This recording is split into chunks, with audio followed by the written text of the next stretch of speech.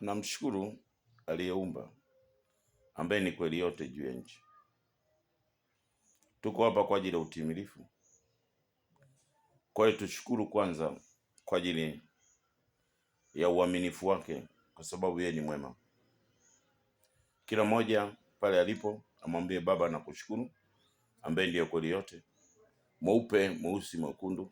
Kwa hiyo tushukuru Baba mwema mzuri, tunakushukuru kwa sababu ya majira hii ya pekee. Tupo kwa ajili ya utukufu wako, tuko kwa ajili ya heshima yako. Ni wewe peke yake mwaminifu mzuri, ambaye unatenda yote yaliyokusudiwa kwa ajili ya ufalme wako. Baba, tunakushukuru kwa sababu umetimiza yote kwa ajili ya hawa wanaosikia, wanaopokea, wanaoona. Kwa hiyo wabariki, wainue, kwa sababu ni taifa lote na ni uumbaji wote kwa ajili ya kujua ya kwamba majira imefika na ni wakati umefika kwa utimilifu kabisa. Imetokea. Sasa kwa ufupi taeleza habari za majira za siku ya mwisho. Siku ya mwisho maana yake kwa ufupi ni ile ya maelezo yote ya kweli yote, na ina maana kile ambacho kupitia ile Mathayo 10:26 kwamba kila jambo lililokuwa limefichwa kwa siri yote yatakuwa wazi. Kwa hiyo yeye mwenyewe amekuja kama mwizi, kama alivyotuambia kwenye majira hizo kwamba atakuja kama mwizi. Kutokea sasa kila mmoja hawezi akafahamu, lakini wapo tu waliokusudiwa. Kwa hiyo namshukuru yeye kwa sababu ametupa nafasi kwa ajili ya sisi kuwa kwenye majira hii ya pekee kabisa yake mwenyewe. Kwa hiyo tutajifunza jambo moja hapa la kalenda ya iliyobeba siku ya mwisho, ambayo ndio hii unayoiona. Hii ndiyo kalenda ambayo ndio ilikuwa inatakiwa tuwe nayo mwaka unaoanzia ndani ya tumbo. Ila majira tuliyokuwa tumezoea na tulizozikuta katika injili zote, tuliambiwa mwaka na miezi 12, lakini sivyo kwa mtawala kupitia Luka. Ile Luka 1:26 mpaka 31, hiyo inamwongelea Yesu kwa levo ile, akiwa malaika akija kwa Mariamu kuja kuleta ile message ya kuingiza maelezo ya ndani ya yule mtoto atakavyokuwa. Lakini ikawa ni miezi ya 6 mpaka mwezi wa pili ndio unapata miezi 9. Hiyo alikutana na Kaisari juu ya nchi, kwa hiyo haikuweza kuhesabika. Ndio maana ikabaki siku ya mwisho, akawa anaisema hata yeye itakuwepo siku ya mwisho. Sasa siku ya mwisho haiji kama yenyewe ilivyojibeba, inakuja na mwaka. Kwa hiyo lazima kuwepo kwanza mwaka, halafu ndio ndani ya mwaka ndio kuna kile kinachoitwa siku ya mwisho. Ina maana ni siku moja iliyobebwa ndani ya lile anguko tulilokuwa hatufahamu kwamba kosa lilikuwa wapi, tulipelekewa wapi utumwani. Kwa hiyo pale kwenye Mwanzo 2:23, 24, 25, pale ndipo tulipopotelea watu wote, na pale ndipo moja na ile miaka 1000 ndani yetu, moja kwa Baba, ndio ilipopotelea. Kwa hiyo tunaona kabisa kwenye utimilifu wake akisema atakuja kurejesha hiyo majira. Kwa hiyo sasa haikueleweka ni majira wakati gani na nchi gani, ila tu alituambia kwenye Luka 22:30 kwamba atakuja kuhukumu kabila 12. Kwa hiyo 12 ina maana ni ule mfumo uliokuwa tayari uko juu ya nchi ukiwa Yerusalemu ya kwanza. Ina maana mwaka unatakiwa uanzie tumboni, unavyouona hapo kwamba hiyo nguvu nayo itazama hapo kwenye mkono wake kuna miezi 9, kama kabla ya yeye hajatumba alitujua. Tulipoingia tumboni ndio tunatakiwa kuanzia kuhesabiwa mwaka wenye miezi 9. Kama unavyoiona hiyo 9, ina maana utimilifu wake sasa tunapotoka, tutoke na hiyo majira, tutoke na huo mfumo, kuanzia kwa Baba mkononi mwake, kuja kwa mama tumboni, na kuja juu ya nchi, tuwe na moja. Hiyo moja ndio naiona kwenye hiyo majira ya 9 juu, 9 katikati na 9. Ina maana ni mwaka unasimama kama mwendelezo juu ya nchi. Ndio maana unasoma hapa kwamba mwendelezo, mwaka tumboni mwa mama na nguvu ya majira ya mwaka. Hiyo ndio moja, yani inaanzia kwake yeye kuja tumboni na kuja juu ya nchi. Lakini ilishindikana kwa sababu hatukuwa tuna ile nguvu ya ile utimilifu, kwa sababu haya yote na injili zote juu ya nchi ni kinabii. Hata ukisoma kwenye Isaya ile 6 ule mstari wa 8, injili zote juu ya nchi zimefanyika kuwa unabii. Sasa kama ni unabii, ina maana sio rahisi kutimiza, kama vile alivyosema kwenye Mathayo 5 ule mstari wa 17. Ina maana ni mapepo tu juu ya nchi ndio ilikuwa inajua kwamba utendaji wake uko kwa ajili ya unabii. Ndio maana wanajibishana kati ya huyo anaitwa pepo na huyo kweli kwa levo ya Yesu. Kwa hiyo tunaona sababu kubwa kabisa ulikuwa ni ule mfumo uliokuwa umetangulia wa unabii, lakini ulisababishwa na yule anayeitwa nguvu ya Ibrahim juu ya nchi. Ndio tunamwona akiwa hapa kwenye ule mfumo wa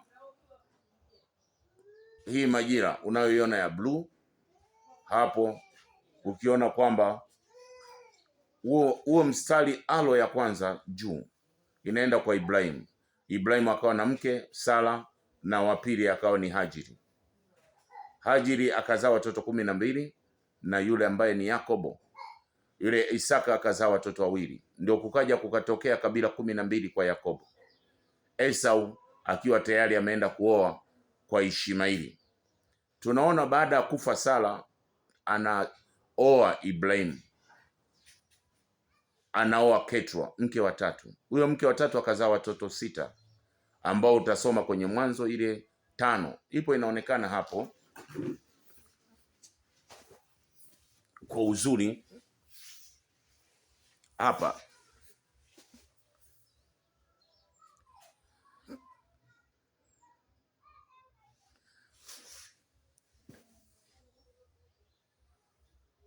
Hapo tunaona kama ilivyo.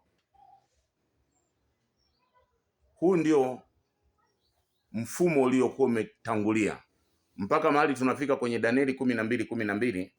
Bado utendaji unakuwa ni unabii, unakuwa ni heri angojaye. Kwa hiyo hii madhabahu ikawa ni kubwa juu ya nchi.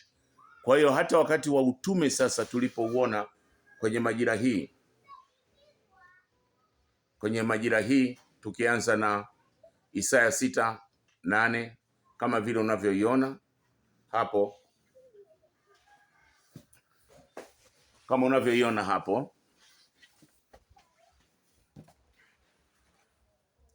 hiyo ni Isaya 6:8 mpaka 13 na Luka 1:26 mpaka sasa. Hii ndio mfumo uliokuwa umetangulia juu ya nchi. Kwa hiyo hata ule utume uliokuwa unaenda juu ya nchi haikuwezekana. Hata wakati tunasema Mathayo 21:43 ile ufalme utahama kwenda taifa jingine, haikuwezekana kwa sababu msingi ulikuwa kwenye nguvu ya mitume 12.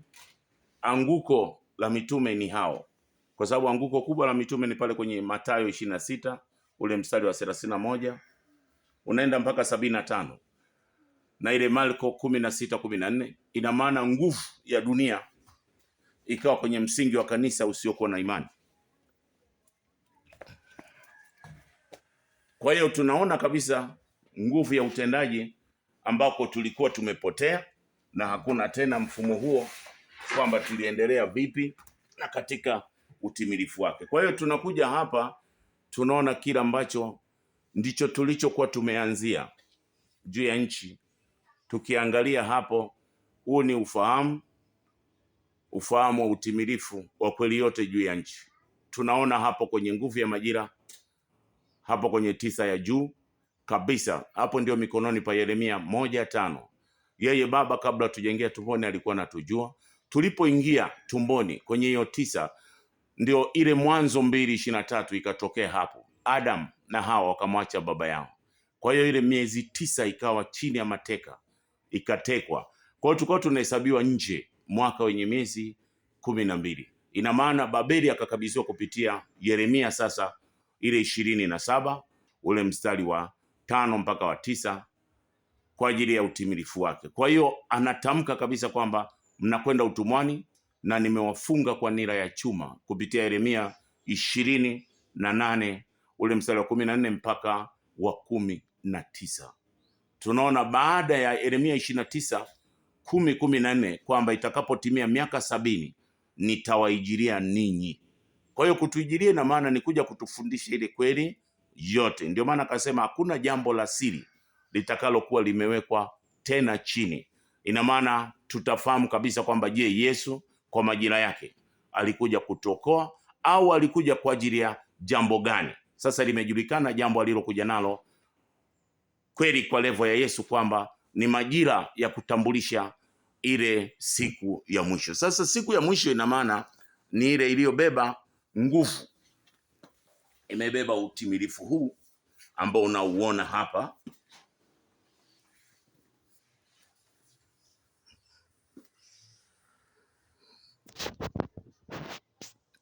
Unaouona hapa, hii ndio mwaka unaoanzia tumboni. Huu ndio mwaka mmoja. Ina maana ni ile sasa tulipopoteza kwa baba ile miaka 930 tukaenda utumwani. Babeli akaruhusiwa kututawala miaka 70. Miaka 70 ndio tukawa tumetawaliwa. Ina maana tukawa ndani yetu nusu. Ina maana ile Zaburi ya 90 ule mstari wa 4 kwamba baba kwake siku moja kwetu ni miaka 1000 ikawa haiwezi kutokea, kwa sababu tuko nusu, tunatumika mara mbili. Ina maana pale ndipo ambapo nguvu ya ibada mbalimbali juu ya nchi zilipoanza juu kwa ajili ya kuabudu nguvu ya wale ndugu zetu waliolala, si kwa kutaka, ila kwa sababu ya ile nguvu ya laana ya kumwacha baba na mama, ile nguvu ya Mwanzo 5:5 kwamba Adamu akafa akiwa na miaka 930. Yeremia 29:10 baada ya kutimia miaka 70 nitawaijilia. Miaka 70 maana ni ile nguvu inasimama kwa ajili ya miaka 930 jumlisha ile miaka ya utumwa kwa uhalisia miaka 70. Napatikana miaka 1000.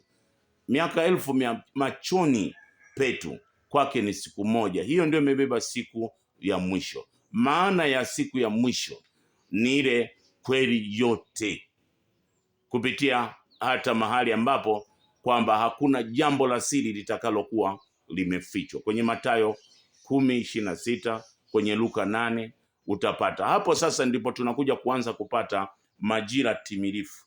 Mwaka wenye majira ambao unaanzia ndani. Kalenda ya yeye mwenyewe kwa watu wote juu ya nchi kwa ajili ya Isaya ile 61:2 kwamba kutangaza mwaka wa yeye kweli yote uliokubaliwa na watu wote. Januari, Desemba, Abibu, Adari, Muhammad, Zulhijja. Hilo ni mwaka wa kinabii na uko nje, mwaka wenye miezi 12. Ina maana ni ibada ya jua katika kutimiza kila ambacho Yeremia 33:20-26 ilitamkwa ya kwamba majira hiyo hakuna atakayevunja lile agano la Yakobo lililowekwa. Atakayevunja mchana na usiku basi itakuwa basi. Ina maana kwenye utimilifu wake juu ya nchi na uumbaji wote ujue, ufahamu kwamba siku ya mwisho ina maana ni ile kuijua kweli yote kwa watu wote. Kwa hiyo ina maana vita ya siku ya mwisho ni kati ya uongo na kweli. Vita ya Magogu na Magogu ni ile vita inayopiganwa sasa katika kutimiza ile utimilifu wa nyakati wa pili 36:20-26-21 ambayo ndio inakamilisha nguvu ya Babeli kuanguka, nguvu ya kabila 12 kuanguka, kama ilivyopiganwa kwenye majira hiyo ya kwamba walipigana siku 12, ina maana ni kabila 12. Siku 40 ina maana ni majira ya vizazi vinne, majira ya mifungo na aina mbalimbali ya majira ya miaka 40 ya mateso juu ya nchi kwa ajili ya wana wote tuliokuwa tunatabika. Kwa hiyo ni utimilifu kabisa kwamba Babeli ni mfumo wa Babeli. Babeli inawakilishwa na Amerika na kabila 12 inawakilishwa na Israeli. Kwa hiyo nguvu ya kabila 12 na maana ni msingi wa dunia ulio kwenye nguvu ya Ufunuo 21 ule mstari wa 10 mpaka 22, na ile nguvu ambayo inaitwa mahali ambapo kwa ajili ya hiyo kabila 12, ambapo Yeremia 25 ile mstari wa 12 mpaka wa 13. Kwa hiyo yeye kweli yote, muumba wa vyote wote na vyote juu ya nchi. Kwa hiyo haijawahi kutokea, lakini imetokea na sasa inatenda kazi. Ndio maana nguvu ya dunia imetikisika na misingi ya dunia imetikisika. Karibuni sana, karibuni sana. Kwa hiyo tumshukuru, tumwambie Baba tunakushukuru. Baba tunakuinua kwa sababu tayari kwa ufupi na kwa majira hii umetuelewesha kwa ajili ya utukufu wako. Kwa hiyo tumuinue yeye kwa utimilifu wake, tumshukuru. Baba mwema, Baba mzuri, tunakushukuru, tunakupenda, tunakutukuza kwa sababu ya jioni ya leo na uumbaji wote umeshuhudia kwa ajili yako. Tunaukabidhi uumbaji wako utende kama ulivyo, na wote wapokee, na wote wasikie, na wote wafurahie, wakufurahie wewe kwa maelezo sahihi na nguvu yako mwenyewe kwa utukufu wako. Yote yametimia na wote wamepokea na wamefunguliwa kila mahali walipo kwa utukufu wako. Ni wewe peke yake unayefanya haya, kwa heshima yako ime